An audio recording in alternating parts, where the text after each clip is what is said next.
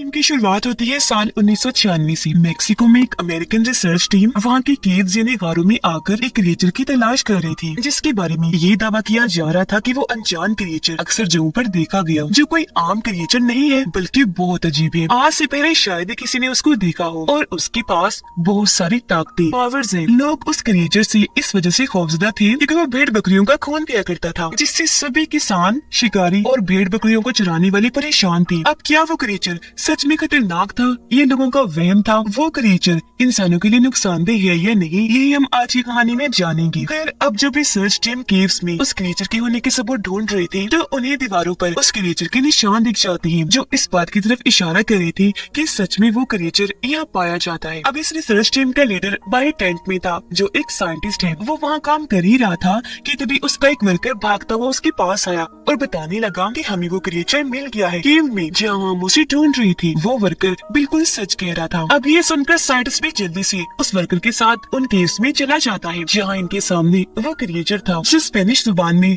चुपाकाब्रा कहा जाता है। वो साइज में काफी छोटा सा लग रहा था क्योंकि वो एक चुपाकाब्रा का बच्चा था। अब साइंटिस्ट धीरे धीरे डरते हुए उसके करीब जाने लगा। उसे यकीन नहीं आ रहा था कि मेरे इतने सालों की मेहनत रंग ले आई, आखिर ये क्रिएचर मिल ही गया। अब वो इसे मारना नहीं चाहता था, बल्कि इसे ढूंढना उसका मकसद था, जो वो अपने सीनियर्स और गवर्नमेंट के लिए कर रहा था, क्योंकि इस खोज में उन्होंने बहुत पैसा लगाया था और अब टाइम आ चुका था उन सबको हकीकत से रूबरू करवाने का, इस क्रिएचर को सबके सामने लाने का और बताने का कि इसके बारे में अफवाहें नहीं थी बल्कि सच में है। इस क्रिएचर के पीछे पड़ने का मकसद ये था क्योंकि सबको लगता था कि इसके पास जो पावर्स हैं, उससे किसी भी बीमारी को ठीक किया जा सकता है और किसी भी चोट और घाव को बआसानी भरा जा सकता है। इसके अंदर इतनी पावर्स है कि हम इसकी मदद से बहुत सी दवाइयाँ भी बना सकते हैं, क्योंकि ये काफी पुराने वक्त का क्रिएचर था। साइंटिस्ट उसे करीब जाकर हाथ लगाने की कोशिश करता है, पर क्योंकि वो छोटा सा बच्चा था तो उसे डर रहा था कि कहीं ये मुझे कोई नुकसान न पहुंचा दे। अब बगैर टाइम जाया किए ये चुपाकाबा के बच्चे को पिंजरे में बंद करने का फैसला करती है, लेकिन तभी केव में छुपी उसकी माँ इनके सामने आ जाती है। जब उसने देखा कि ये मेरे बच्चे को ले जाने वाले हैं, वो गुस्से से इन पर धाड़ने लगी और फिर अचानक हमला कर देती है। वो साइज में काफी बड़ी थी, इसीलिए जोर से मारकर साइंटिस्ट को दूर गिरा देती है और जल्दी से अपने बच्चे को मुंह में उठाकर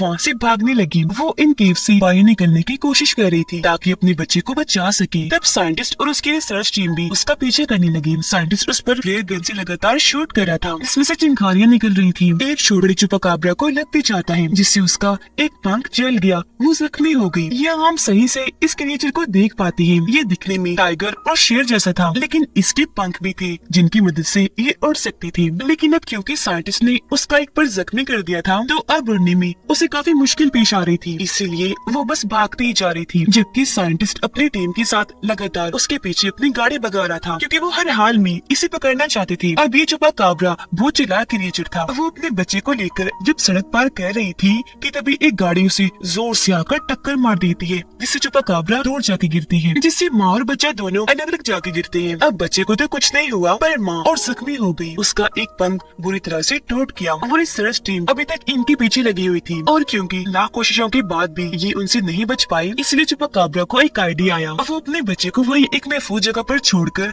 दूसरी जगह पर चली जाती है और वहाँ रिसर्च टीम की गाड़ियों के सामने आकर जोर से चिल्लाने लगी, उनका ध्यान अपनी तरफ करने के लिए। और जैसे सबका ध्यान उसकी तरफ हुआ, वो भागकर उन्हें दूसरी जगह पर ले गई ताकि ये लोग उसके बच्चे से दूर हो जाएं, जो उसके बच्चे को नुकसान पहुंचा सकते हैं। अब साइंटिस्ट इस कामयाबी से खुश हो रहा था, पर अभी उसने एक चीज साबित नहीं की थी, जिससे साफ जाहिर है कि कोई भी उसकी बातों का ऐसे यकीन करने वाला नहीं था। उसके लिए इसे वो क्रिएचर चाहिए था, लेकिन उसे वहाँ कुछ नाखून और पर मिल जाते हैं, जिन्हें वो अपने पास ही रख लेता है। अब यहाँ से सीन शिफ्ट होकर जाता है कैंसस शहर के एक स्कूल में, जहाँ हम एलेक्स नाम के एक बच्चे को देखते हैं, जिस कहानी का मेन कैरेक्टर है। वो लंच टाइम पर जब खाना खा रहा था, एक लड़का आकर उसे परेशान करने लगा, पर फिर वो लड़का खुद ही चुपचाप एलेक्स के पास आकर बैठ जाता है। उसका मूड खराब था, उसे देखने से साफ लग रहा था कि एलेक्स किसी वजह से खुश नहीं है। स्कूल खत्म होने के बाद जब वो घर आया तो उसका अपनी मॉम से भी झगड़ा हो जाता है, क्योंकि ना उसे स्पेनिश और ना ही मेक्सिको की जुबान पसंद थी, और यहाँ उसकी मॉम ये दो जुबानें उसे सीखने को कह रही थी, जिसके लिए वो मना कर रहा था। अब यही वजह थी कि क्लास के सभी बच्चे उसे अक्सर परेशान किया करते थे, क्योंकि एलेक्स रहने वाला यही का था, पर उसे यहाँ की जुबान नहीं आती थी। एलेक्स के डैड की कैंसर की वजह से मौत हो चुकी थी। जब से ही वो खुद को अकेला महसूस करने लगा और हर वक्त बस उदास रहा करता था। उसकी मॉम उसे सलाह देती है कि कुछ दिन के लिए मेक्सिको चले जाओ ताकि अपनी फैमिली के बारे में तुम जान सको, क्योंकि वहाँ तुम्हारे दादा हैं और आज से पहले तुम वहाँ गए भी नहीं हो। अब एलेक्स वहाँ जाना तो नहीं चाहता था, पर अपनी मॉम की खातिर उसे जाना ही पड़ता है। वो जब एयरपोर्ट पर पहुंचा तो वहाँ उसकी दादा उसे लेने आई थी, जो आते ही उसके गले से लग जाते हैं। उसके साथ हंसी मजाक करने लगी, क्योंकि वो काफी मजाकिया थे। खुश वो इसलिए थी क्योंकि आज पहली बार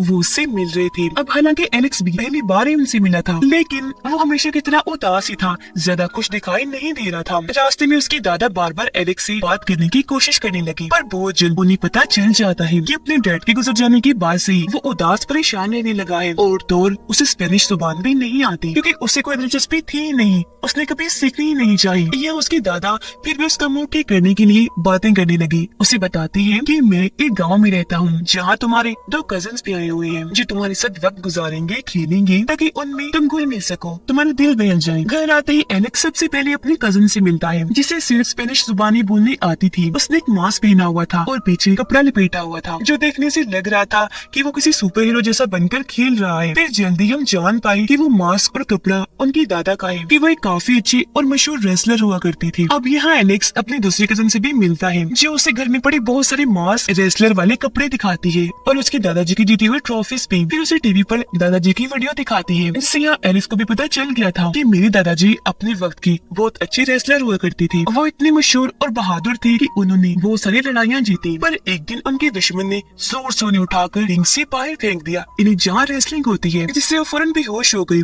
उन्हें फौरन हॉस्पिटल ले जाया गया, लेकिन उन्हें होश नहीं आई। जब डॉक्टर्स ने चेक किया तो पता चला कि वो तो 1 महीने के लिए कोमा में जा चुकी है। अब ऐसा होने से उनका रेसलिंग कैरियर तो खत्म हुआ ही, सारे दिमाग पर भी काफी गहरा असर हुआ, जो आज तक है। वो अक्सर चीजों को भूल जाया करते हैं। ये जानकर एलेक्स को अपने दादाजी के लिए बहुत बुरा लगा, उसे उन पर तरस आ रहा था, इसलिए वो उनकी और ज्यादा इज्जत करने लगा। अब क्योंकि यहाँ एलेक्स की पहली रात थी तो उसे नींद नहीं आती। बाहर उसे अजीब सा महसूस हुआ तो उसने पर्दा हटाकर देखा, पर वहाँ सिर्फ बकरी खड़ी हुई थी। लेकिन तभी उसकी नजर अपने दादाजी पर गई, जो फार्म हाउस की तरफ जा रही थी। एलेक्स को गड़बड़ लगी, उसे शक हुआ कि दादाजी को छुपा रही है, इसलिए वो भी इनके पीछे पीछे चला गया। बाहर खड़े होकर वो देखता है कि दादाजी अंदर जाकर बैठ गए हैं। हाथ में उन्होंने म्यूजिक बॉक्स पकड़ा हुआ है, जिसे बजाकर वो बार बार सामने की तरफ देख रहे हैं, जो देखने से लग रहा था कि वहाँ से किसी के आने का इंतजार कर रहे हैं। एलेक्स बाहर खड़ा ही था कि तभी उसे ऐसा महसूस हुआ जैसे झाड़ियों में कोई खतरनाक जानवर है जो उसकी तरफ आ रहा है। इस वजह से वो डरते डरते पीछे हट गया, फिर जोर से चीख मारकर नीचे गिर जाता है। उसकी आवाज सुनकर दादाजी भी उसे चेक करने बाहर आई और उसके दोनों कजिन्स की भी आंख खुल गई थी, तो चेक करने वो भी उसके पास आ जाती है। एलेक्स उन्हें बता देता है कि झाड़ियों में मैंने किसी खतरनाक जानवर को महसूस किया, उससे डर के ही मैंने चीख मारी, पर बजाय वहाँ से कोई खतरनाक जानवर बाहर निकलता, वहाँ से काले रंग का खरगोश बाहर आता है, जिसे देखकर एलेक्स के दोनों कजिन्स उस पर हंसने लगते हैं, उसका मजाक बनाने लगे, ये कहते हुए कि तुम कितने डरपोक हो, एक खरगोश से डर गए। उसके दादाजी पूछने लगी, एलेक्स बताओ सच कि तुमने उसे ही देखा था वहाँ? अब ये सुनकर एलेक्स को अपने दादाजी पर और शक होने लगा, ये सच में दादाजी कुछ छुपा रहे हैं। वो यहाँ खरगोश की बजाय किसी और जानवर की उम्मीद लगाकर बैठे थे कि यहाँ वो होगा। उधर साइंटिस्ट को भी अपने सीनियर्स और गवर्नमेंट की तरफ से आखिरी वार्निंग मिल चुकी थी कि अगर उसने जल्द वो जानवर या उसके होने का कोई सबूत ना दिखाया तो उसका ये प्रोजेक्ट हमेशा के लिए बंद कर दिया जाएगा। अगली सुबह जब एलेक्स की आंख खुलती है तो उसके साथ बिस्तर पर वही चुपाकापरा क्रिएचर था, पर वो एलेक्स को नुकसान नहीं पहुंचा रहा था, बस आराम से उसकी चादर के ऊपर बैठा हुआ था। पर ऐसे अचानक उसे देखकर एलेक्स चौंक गया, और क्योंकि वो थोड़ा सा भयानक था तो एलेक्स काफी डर जाता है, एकदम से पीछे हट गया। उसके ऐसे करने से चुपा भी काफी डर गया, वो भी कूदकर पीछे हटने लगा। फिर भागने के लिए वो चीजों पर कूदता हुआ खिड़की से बाहर भाग गया। ऐसा होने से वहाँ काफी तोड़फोड़ मच गई, जो देखकर एलेक्स का कजिन वहाँ आ गया देखने के क्या हुआ। एलेक्स खिड़की से बाहर झांकता है, ये देखने के लिए कि आखिर वो छुपा क्रिएचर कहाँ भागा होगा, पर बाहर वो तो दिखाई नहीं देता, बल्कि वहाँ एलेक्स की कजिन बैठी थी। उसने हेडफोन्स लगाए हुए थे, तो थोड़ी देर पहले किया हुआ उसने कुछ भी नहीं सुना। एलेक्स सोचता है कि अगर मैंने इसे कुछ बताया तो ये दोबारा से मेरा मजाक बनाएगी, मुझ पर हंसेगी, तो बगैर कुछ बताए उसके पास आकर बैठ जाता है, क्योंकि उसे बहुत बुरा लगना था अगर कोई उसे पागल कह देता। यहाँ उसकी कजिन कहती है कि दादाजी गायब है, हमें उन्हें ढूंढना चाहिए, इसलिए अभी तीनों बच्चे बाजार जाते हैं उन्हें ढूंढने। पर काफी ढूंढने के बाद भी दादाजी यहाँ नहीं मिलते। अब गाड़ी के जरिए जब ये बच्चे घर जा रहे थे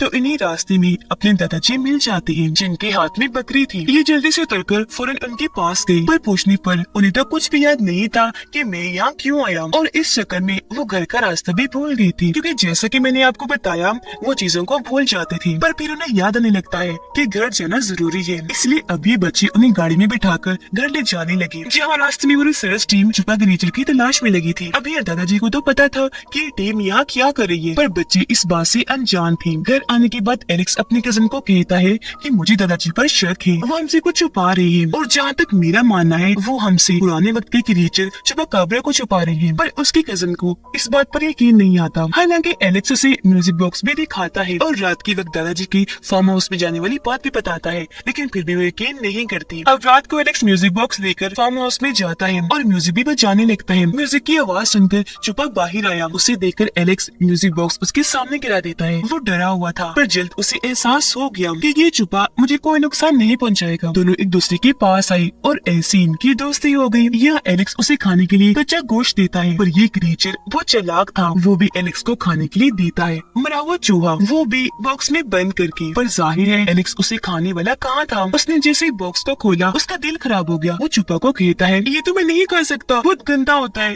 छी। खैर अब देखते ही देखते मौसम खराब होने लगा, और क्योंकि ये चुपा बच्चा था इसलिए बिजली की आवाज से डर रहा होता है। तब एलेक्स बिल्कुल एक दोस्त की तरह उसे सहारा देता है, अपने साथ लेकर बैठ गया। अगली सुबह उन दोनों बच्चों यानी एलेक्स के कजिन्स को भी चुपा क्रिएचर के बारे में पता चल चुका था। जहाँ पहले तो वो इससे काफी डर रहे थे, क्योंकि जाहिर है वो अजीब था जो चल भी सकता था और उड़ भी सकता था, पर बहुत जल्द उन्हें भी एहसास हुआ कि ये हमें नुकसान नहीं पहुंचाएगा, और उनकी भी चुपा से दोस्ती हो जाती है। तभी यहाँ उनके दादाजी भी आ गए। वो चुपा को प्यार से अपने पास बुलाने लगे, जो फौरन एक वफादार जानवर की तरह उनके पास चला गया। यहाँ उनके दादाजी सच बताने लगे कि कुछ दिन पहले रात को जब मैं घर आ रहा था तो इसकी माँ मेरी गाड़ी से आकर टकरा गई, जिससे हम समझ पाए कि उस दिन टक्कर मारने वाली गाड़ी इनकी थी, न कि रिसर्च टीम की थी। आगे वो कहते हैं कि मुझे लगा कोई आम जानवर होगा, इसलिए मैं नजरअंदाज करके आगे बढ़ गया, पर जब मैं घर के करीब पहुंचा तो मुझे ये मिला क्योंकि इसकी मॉम कहीं और जा चुकी थी, और ये बेचारा मेरा पीछे करते करते घर तक आ गया। मैं इसे देखते ही समझ गया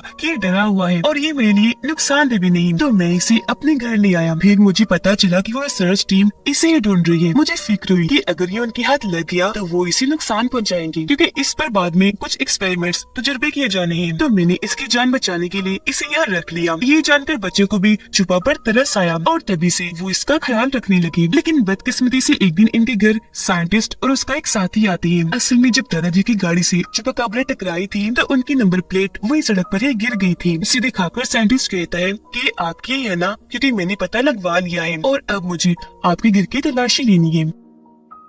पर दादाजी बगैर डरे उसे साफ साफ मना कर देते हैं कि कभी नहीं, मैं तुम्हें इसकी इजाजत नहीं दूंगा, और उसे धमका कर यहाँ से भगा देते हैं। एलेक्स और चुपा की दोस्ती गहरी होती जा रही थी, पर क्योंकि वो बच्चा था और डरा हुआ भी था इसलिए फिलहाल उसे उड़ना नहीं आ रहा था, क्योंकि वो हिम्मत नहीं कर पा रहा था। तब यहाँ उसकी मदद एलेक्स का कजन करता है। वो छत पर ले जाकर उसे उड़ना सिखाता है और बार बार उसे ट्रेनिंग देता है कि कैसे उड़ा जाता है। अब यहाँ एलेक्स को भी देखने से साफ साफ लग रहा था कि अब वो खुश है। यहाँ आकर उसे काफी अच्छा लग रहा है, क्योंकि अब उसे इतना मेरा दोस्त भी मिल गया था और साथ में इतने अच्छे दादाजी और कजन्स भी। फिर एक दिन दादाजी उसे उसके डैड के बारे में बताने लगे कि जब मैंने रेसलिंग छोड़ दी तो मैंने वो तुम्हारे डैड को सिखाई। वो मेरा बेटा होने के साथ साथ मेरा काफी ज़हीन शागिर्द भी था, पर फिर एक दिन उसे तुम्हारी मॉम मिल गई, उसने शादी कर ली, तो तब से उसने रेसलिंग को छोड़ दिया था। अपने डैड की ये बातें सुनकर एलेक्स को बहुत बुरा लग रहा था, जिससे उसके दादाजी भी अंदाजा लगा देते हैं कि एलेक्स के अंदर बहुत गुस्सा भरा है, जिसे अंदर ही अंदर लेकर घुट घुट कर वो अपनी जिंदगी गुजार रहा है। तो फैसला करते हैं कि मैं इसका गुस्सा निकलवा कर इसे नॉर्मल कर दूंगा, जिस मकसद के लिए वो उसके साथ कुश्ती लड़ते हैं, और उसे लड़ने के लिए उकसाने लगे ताकि वो अपनी कुश्ती लड़कर अपना गुस्सा और भड़ास निकाल ले। लेकिन क्योंकि वो उसके दादा थे तो वो उन पर हाथ नहीं उठाना चाहता था, पर आखिर में जब उसके दादाजी बात नहीं मानते तो उसे गुस्सा आ गया। वो उनसे कुश्ती लड़कर उन्हें रिंग से बाई धक्का दे देता है। वो इतने जोर के गिरते हैं कि फौरन ही बेहोश हो गई। ये देखकर तीनों बच्चे काफी परेशान हो गए और वहाँ फौरन डॉक्टर को बुलाया जाता है, जो दादाजी को चेक करके बताती है कि कुछ दिन के लिए कि इनकी याददाश्त जा चुकी है, इन्हें मुकम्मल आराम करना है। उसी दिन साइंटिस्ट इनके घर दोबारा आ गया। वो जैसे फार्म हाउस में गया वहाँ छुपा को देख लेता है, उसे गन से मारकर बेहोश कर देता है और गोद में उठाकर अपने साथ ले जाने लगा। हालांकि बच्चे उसे रोक रहे थे, छुपा को बचाने की कोशिश करते हैं, पर क्योंकि वो बच्चे थे तो साइंटिस्ट उन्हें भी गन दिखाकर छुपा को वहाँ से ले जाता है। इससे वो तीनों बच्चे काफी दुखी हो जाते हैं। अब एलेक्स जल्दी से भागकर अपने दादाजी के पास आया जो वो सो रहे थे। उन्हें जगाकर कहता है कि आपको छुपा को बचाना होगा। उसके दादाजी की याददाश्त जा चुकी थी, इसलिए वो पूछते हैं कि कौन छुपा और तुम कौन हो। अब इससे एलेक्स अपना दिमाग लगाता है, उसे आइडिया आया। वो अपने दादा को कहता है कि घर में आपका वो दुश्मन घुस आया है जिसने रिंग से आपको बाहर गिरा दिया था। ये सुनकर उसके दादा को बहुत गुस्सा चढ़ गया। वो जल्दी से अपना मास्क कैप पहनती है और पिछला कपड़ा लटकाकर बाहर आ गई और साइंटिस्ट से लड़ने के लिए बिल्कुल तैयार हो गई। आते ही वो उसे जोरदार टांग मारती है जिससे वो काफी दूर जाके गिरता है। फिर वो अपनी ताकत का इस्तेमाल करके उसे आसानी से हरा देती है क्योंकि वो एक पहलवान थी। ऐसा करने के बाद ये सब बाहर आए और साइंटिस्ट की गाड़ी में बैठकर यहाँ से भाग जाते हैं क्योंकि गाड़ी में उसने पहले छुपा को रख दिया था। ये देखकर साइंटिस्ट जल्दी से अपनी टीम को इस बारे में खबर करता है। वो लोग गाड़ी में बैठकर काफी खुश हो रहे थे क्योंकि अब वो छुपा को उसके घर छोड़कर आने वाले थे जहाँ उसकी पूरी फैमिली होगी। एलेक्स अपने दादा से पूछता है कि आपने इसकी मॉम को किस तरह जाते हुए देखा था, क्योंकि उसकी मॉम जहाँ गई होगी वहाँ इसका घर होगा तो हम इसे भी वही ले जाएंगे। पर जाहिर सी बात है हमेशा की तरह उसके दादाजी ये बात भी भूल गई थी। ये लोग छुपा को प्यार करने लगे। फिर जैसे गाड़ी से उतरती है छुपा खुद ही दूर भागने लगता है। इसे देख ये लोग भी उसके पीछे पीछे भागने लगे क्योंकि ये समझ गए थे कि छुपा अपने घर का रास्ता जानता है और उसी तरफ भाग रहा है। छुपा के बिल्कुल पीछे एलेक्स था। ये दोनों भागते भागते एक गहरी खाई के पास आ जाते हैं जिसके ऊपर लोहे का मोटा सा पाइप लगाया गया था। अब क्योंकि छुपा उड़ने से डरता था इसलिए वो उड़ के आगे नहीं जाता बल्कि पाइप के जरिए ही आगे बढ़ने लगा। तब वो उसे जाता हुआ देखकर बाय बाय करने लगता है। अब पीछे जब एलेक्स खड़ा था तो तभी वहाँ टाइगर आ जाता है जो एलेक्स पर हमला करने के लिए आगे बढ़ रहा था। इससे वो काफी डर गया और पाइप के ऊपर चढ़ना शुरू कर देता है। तभी यहाँ उसके दादाजी भी आ गए और क्योंकि काफी बहादुर थे इसलिए टाइगर से लड़ने लगे। जैसे तैसे उसी वहाँ से भगा देते हैं। लेकिन जब एलेक्स वापस आने लगा तो पाइप टूट जाता है। इससे वो नीचे गिरने ही वाला था कि छोटी पाइप को पकड़ लेता है। अपने दोस्त को मुसीबत में देखकर छुपा वापस आया। एलेक्स को बचाने के लिए पाइप पर चढ़ने लगा लेकिन वो पाइप भी टूट जाता है। पर खुशकिस्मती से छुपा ने अब उड़ना सीख लिया था इसलिए अपने दोस्त की मदद वो ऐसे करता है कि एलेक्स उसके दम पकड़ लेता है। तब छुपा उसे उड़ाकर बाहर ले आता है और ऐसे एलेक्स की जान बचा लेता है। वो लोग एक दूसरे से मिलकर बहुत खुश हो जाते हैं। जैसे खुशी एक साथ खड़े ही थे कि तब यहाँ साइंटिस्ट आ जाता है। वो छुपा को तीर मारकर उसे बेहोश कर देता है और बाकी सबको धमकाता है कि छोड़ो उसे, पीछे हट जाओ। इस बार दादाजी और बच्चे मजबूर थे इसलिए ना चाहते हुए भी पीछे हट ही जाते हैं। साइंटिस्ट उन्हें तीर दिखाकर बेहोश छुपा को उठाता है और अपनी गाड़ी में लाकर रख देता है। अब जैसे वहाँ से जाने लगा छोटे छुपा को बचाने के लिए वहाँ पूरी छुपा फैमिली आ जाती है जो सारे ही उसकी गाड़ी पर एक साथ हमला कर देते हैं। गुस्से से उस पर धाड़ने लगे। ना गुस्सा आया कि अपने नाखूनों और पंजों से वो उसकी गाड़ी को तबाह करने लगे। ये देखकर दादाजी और बच्चे काफी खुश हो जाते हैं कि अब छुपा बच्चे की जान बच जाएगी। पर साइंटिस्ट चालाक था। वो छोटे छुपा को गोद में लेकर बाहर आ गया और बड़े छुपा कापिस को हथियार दिखाकर डराने लगा। छोटे छुपा को होश आ गई थी। पीछे से दादाजी आकर साइंटिस्ट को पकड़ लेते हैं। उसकी बाजू को मोड़कर छुपा को छुड़वा लेते हैं। आखिर में फिर रेसलिंग की एक ट्रिक से वो उसे उठाकर जमीन पर पटक देते हैं जिससे साइंटिस्ट वहीं ढेर हो जाता है। छोटा छुपा अपनी फैमिली के पास आकर बहुत खुश हो जाता है। अब एलेक्स और छुपा बहुत अच्छे दोस्त थे तो एक दूसरे को प्यार से आखिरी अलविदा कहते हैं जिसके बाद अपने अपने घर जाने के लिए वहाँ से निकल जाते हैं। अब एलेक्स अपने कजिन्स के साथ काफी खुश था और अब कुछ दिन के बाद उसने अपने घर जाना था। उसने यहाँ बहुत अच्छा वक्त गुजारा। जहाँ पहले वो उदास रहा करता था, अपनी फैमिली को पसंद नहीं करता था, लेकिन अब फैमिली को जानने के बाद, उनके साथ इतना अच्छा वक्त गुजारने के बाद वो उन्हें बहुत याद करेगा। उसके दादाजी भी खुश थे क्योंकि वो जैसे एलेक्स को सिखाना चाहते थे वो सीख गया। यहाँ दोनों एक दूसरे को अलविदा कहते हैं, गले से मिलते हैं, जिसके बाद एलेक्स ट्रेन में आकर बैठ जाता है और हंसी खुशी अपने घर वापस लौट आया था। पर जब एलेक्स ने बाहर देखा तो वहाँ छुपा हवा में उड़ रहा था, काफी खुश था। उसे उड़ने में बहुत मजा आ रहा था। उसे देखकर एलेक्स हैरान तो था, साथ में खुश भी, क्योंकि अब वो हमेशा आजाद जिंदगी गुजारेगा। यह छुपा ने अपनी दोस्ती का हक अदा किया। वो एलेक्स को अपनी झलक दिखाने आया था, जिससे दोनों दोस्ती बहुत खुश थे, क्योंकि दोस्ती चाहे जानवर की हो या इंसान की, अगर कोई निभाने वाला हो तो आप उसके साथ हमेशा खुशी महसूस करते हैं। इसी के साथ इस मूवी की कहानी यहीं पर खत्म हो जाती है।